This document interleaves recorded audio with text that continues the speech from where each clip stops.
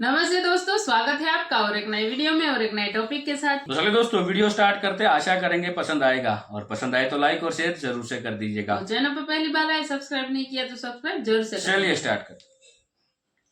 पाकिस्तान का भविष्य फिलहाल अंधेरे में नजर आ रहा है। हालांकि इस अंधेरे के बीच पाकिस्तान के कब्जे वाले कश्मीर को इसमें रोशनी नजर आ रही है। वहां के लोगों का कहना है कि कानूनी तौर पर वो भारतीय हैं और पाकिस्तान में इतनी ताकत अब नहीं बची है कि वो उन्हें भारत में शामिल होने से रोक सके। मुल्क बंद हो रहा है, गिलगित बल्तिस्तान में हड़तालें हैं, कश्मीर में हड़ताल है, खैबर पख्तूनख्वा में हड़तालें हैं। ये क्या हो रहा है?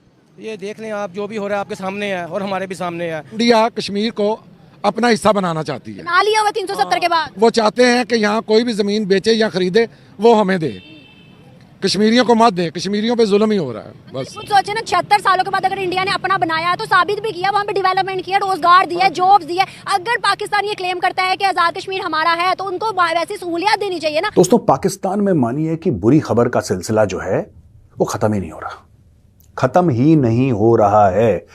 इंतहाई जिसे कहेंगे तनज़ली हुई है, डाउनफॉल है।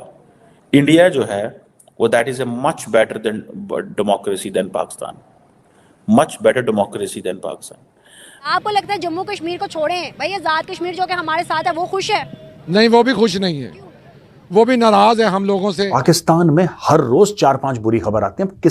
अगर लोग सड़क पे आना शुरू कर दिए पाकिस्तानी बुरी खबर की वजह से, तो घरों में नहीं जाएंगे, सड़क पे ही रहेंगे पूरे साल 365 दिन पाकिस्तान। अब इकोनॉमिस्ट का इंटेलिजेंस यूनिट ये कहना चाह रहा है कि पाकिस्तान के अंदर जो मिलिट्री है that has a control over everything, और जो पॉलिटिशियंस हैं वो सारे के सारे, और जो पॉलिटिकल क्लास है it is operating under the military. Pakistan के मामले में आप उठाकर देख लीजिए, शांत है, कितनी लंबी पॉलिसी खेल रखी है इस मामले में। और यही एक इनका जो बीस माइंड है, बिल्कुल दिमाग में आग है, लेकिन उसको कंट्रोल करने की जो इनकी कैपेसिटी है। जय हिंद दोस्तों, पाकिस्तान में इतनी जबरदस्त लेवल की महंगाई है कि पीओके के साथ साथ गिलगित के लोग हाथ में पोस्टर लेके घूम रहे हैं कि हम अधिकृत रूप से, हम भारतीय संविधान के अनुसार ऑफिशियल तौर पे हम भारत के लोग हैं और हमारा जो जमीन है, जो पीओके और गिलगित का हिस्सा है, ये ऑफिशियली भारत के अंतर्गत आता है। और दोस्तों, यूएई समेत 107 से ज्यादा राष्ट्र हैं जो भारत में पीओके को मानते हैं। और आप लोगों को पता है पीओके भारत का हमेशा से अभिन्न हिस्सा रहा है, लेकिन अब गिलगित के लोग भी ये पोस्टर लेके घूम रहे हैं कि हम भारत के साथ मिलना चाहते हैं। दोस्तों, पाकिस्तान में महंगाई चरम पे है। एक रोटी खाना हो तो पाकिस्तानियों को 50-60 रुपए देने पड़ते हैं। और आप लोग देखो, इधर सरकार की तरफ से इतना राशन फ्री आ जाता है कि कुछ लोग राशन मिलने के बावजूद बेचने भी लगते हैं। तो ये जमीन आसमान का अंतर है। इसलिए ये जो इतनी सरकार की स्कीमें दी जा रही है, फैसिलिटेट किया जा रहा है। और भारत में कितना भी कोई गरीब हो, लेकिन 2 वक्त की रोटी आराम से खा रहा है। लेकिन दोस्तों, पाकिस्तान में यहाँ तक कि मैं सिचुएशन देखता हूँ कि कई न्यूज ऐसे निकल के आते हैं जिसमें पैसों के लिए पाकिस्तानी अपने माँ बहन को भेज देते हैं। तो इस लेवल की स्थिति आ चुकी है। इसलिए बैनर ले लेके गिलगित बाल्टिस्तान पीओके में नारे लग रहे हैं कि हम भारत के हैं, हमें भारत में मिलाओ, हमें भारत में जाना है। ठीक है, बेटर देन पाकिस्तान में हमारे अपने क्राइसिस नहीं खत्म होते। हमारे पास बिजली नहीं है, पानी नहीं है, गैस नहीं है, ये काम नहीं है, वो काम नहीं है। 1 लीटर आता है, हम उसको 3 साल के बाद उतारते हैं, दूसरा आता है उसको भी 3 साल के बाद। ये चोर है, अब ये नेक है, फिर ये चोर है, फिर ये नेक है। हमें तो ये सिर्फ इस खेल में डाला हुआ है। ठीक है, इंडिया जो है ना, इंडिया ने देखे अपने आप को रन किया है, दुनिया में मनवाया है, उसने काम करके दिखाया। हमने तो सिर्फ टांगे खींचने के सिवा क्या किया? हमारी तरफ आए कौन? हमारे अपने भाई नहीं आते। देखे सऊदीया, अब ठीक है नहीं, सऊदीया, ईरान, इराक, कतर क्यों आए हमारे पास है क्या? बताएं। वो अगर कहते हैं जी ठीक है हम आपके मुसलमान हैं, हम इंडस्ट्री लगाते हैं, क्या हम बिजली दे सकेंगे? उसे नहीं दे सकेंगे। इंडिया देता है, फैसिलिटेट करता है, बांग्लादेश फैसिलिटेट करता है जो हमसे आज़ाद हुआ है। तो वो देखें, उन्होंने तो अपना फ़ायदा देखना फाइनेंशियली। और अगर वो हमारे पास आते हैं, देखें वो तो लॉस में जाएंगे, इसलिए नहीं आते। ये तो पहले हमें बहैसियत कौम, बहैसियत हुकूमत, हमें किसी जगह पे स्टेबल होना है। स्टेबल होंगे तो हमारे पास कोई मुसलमान भाई आएगा, फिर ही हम किसी मुसलमान भाई को कहेंगे यार हमारी तरफ आओ। और किस मुंह से कहें जब हमारा अपना पेट खाली है? हम किसी को कैसे कहें हम तुम्हें खाना दे देंगे? कैसे कह लें? This is the point.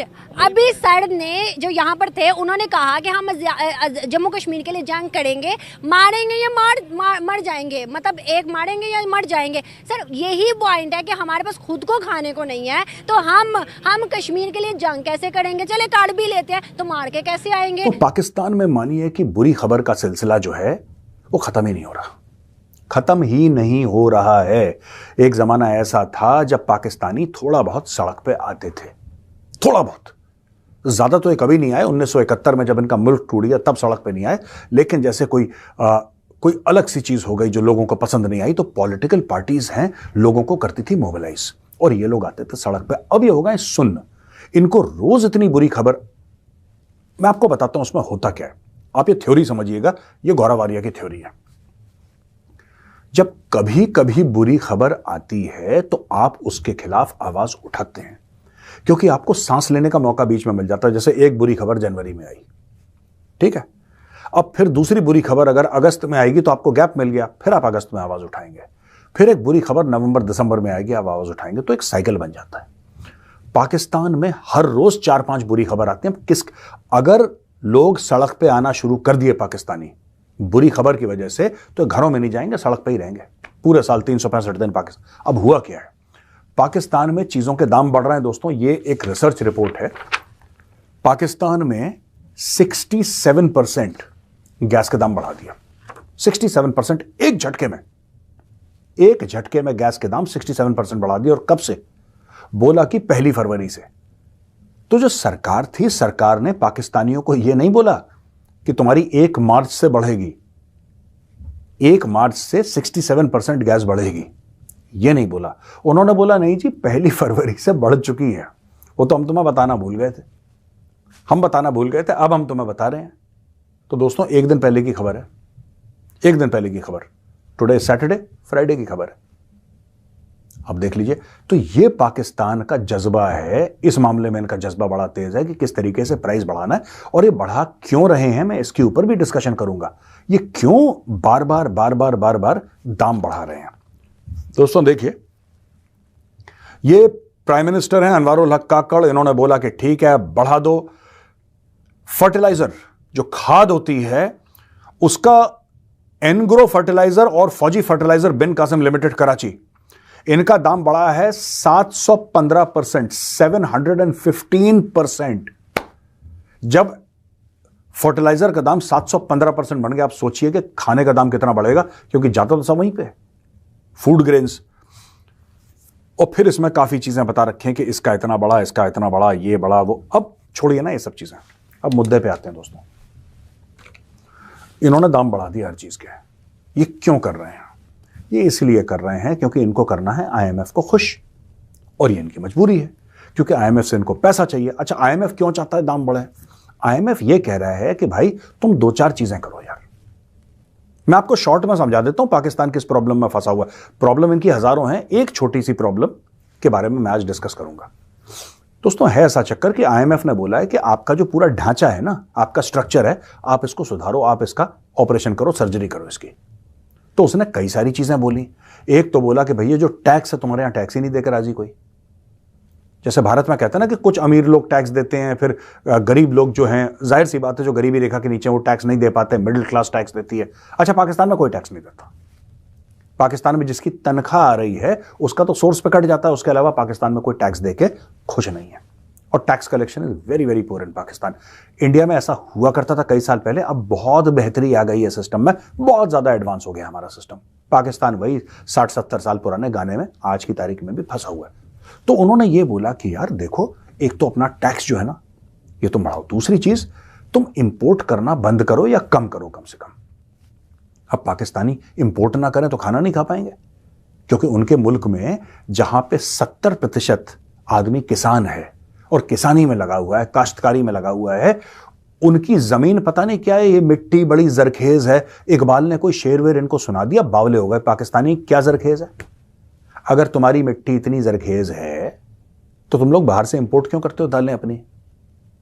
कुछ नहीं है जरखेज वरखेज, इकबाल ने झूठ बोल दिया और इकबाल के झूठ को पूरी पाकिस्तानी कौम ने लपेट लिया। वही शेर एक दूसरे को सुनाते रहते हैं, चाहे एक रोटी कम खानी पड़े, शायरी में कोई कमी नहीं होनी। तो दोस्तों अभी तक मेजर गौरव आर्या साहब ने आप लोगों को पाकिस्तान की पूरी कंडीशन बता दी होगी, और लिटरली दोस्तों आर्या साहब की एक एक बात सही है। इस समय पाकिस्तान में, मैंने आप लोग को आगे बताया ना, माँ बहनों तक बेचने को तैयार है 2 वक्त की रोटी खाने के लिए, इस लेवल की स्थिति है दोस्तों। पाकिस्तानी कहते हैं भारत में मुस्लिम भाई सेफ नहीं है, मुस्लिम भाई सेफ नहीं है, नमाज नहीं पढ़ने जाता, खुद इनके मस्जिदों में धमाके होते, खुद इस्लाम को बेच के ही अपनी रोटी चलाते हैं। भारत में हर इस्लामिक भाई खुश है, सबको परिवार के पर बंदे पे 10-10 केजी राशन मिल रहा है। अगर 10 परिवार है तो 1 कुंटल राशन महीने को मिल रहा है। पाकिस्तान में 1 कुंटल राशन के लिए अपनी माँ बहनों को बेचते हैं, ठीक है। तो इस तरीके की कुछ कंडीशन। इसके बाद फिर प्रश्न उठाते हैं कि भारत के मुस्लिम ऐसे हैं, भारत में मुस्लिमों पर जुल्म हो रहा है। कहाँ जुल्म हो रहा है पूरी दुनिया जानती है। पूरी दुनिया में भारत ही एक ऐसा राष्ट्र है यहाँ पे खाने पीने की जो चीज़ें होती हैं, खाद्यान्न सामग्री होती है, वो सभी वर्गों को फ्री में दी जाती है। कोई ऐसा देश आप लोगों को दिखेगा नहीं, ठीक है। यहाँ रोटी के लिए जो क्या क्या करते हैं, मतलब आप लोगों को मैं बता नहीं सकता हूँ। और दोस्तों कुछ दिनों से पिछले मैं कहीं आया हूँ, गाँव आया हूँ, तो ऑडियो और वीडियो में अगर कोई दिक्कत हो रही हो तो मुझे माफ़ करना, आगे से ये क्वालिटी जरूर सुधरेगी।